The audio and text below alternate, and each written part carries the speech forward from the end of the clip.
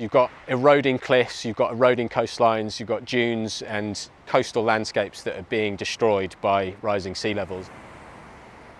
My name is Mike Lay and I'm a lifeguard and a professional surfer.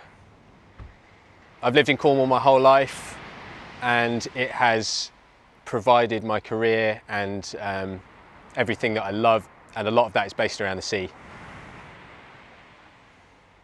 The thing I love most about living and working in Cornwall is probably that feeling of connection with nature.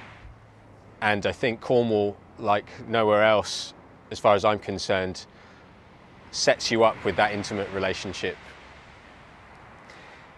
Preserving the environment in Cornwall is so important to me, and it should be important to everyone who lives here, comes on holiday here, watches TV programs about here.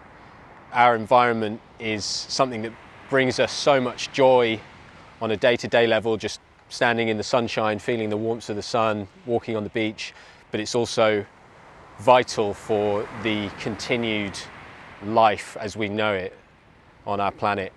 So there are many different levels in which we should be caring for our environment, and it starts in the local level. For me, it's looking after the beach and the place that I love and work. I think the government are dropping the ball a little bit about the climate crisis.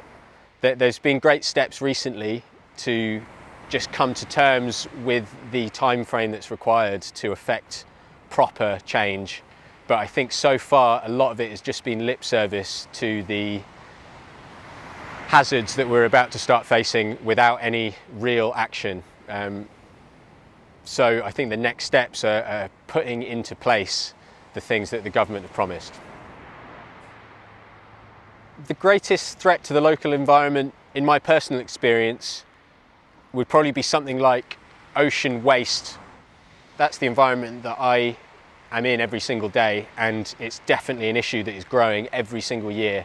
This winter in particular, at my local beach at Sennin, the amount of plastic on the beach was just mind-boggling. From big bits that you can see and pick up and put in the bin, to tiny little bits that are starting to blend into the sand itself. It feels like in a few years you're not going to be able to know the difference between real sand and microplastics. Irreversible climate change is going to be pretty damaging to Cornwall in a number of ways, but I think most dramatically could be the sea level rises on south coast beaches and coastal towns like this beach at Marazion.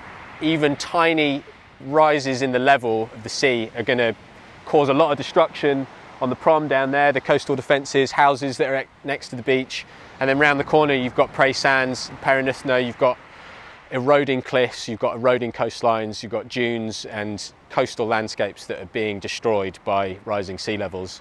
So in a very real sense, there are a lot of communities that are going to be at danger as a result of climate change.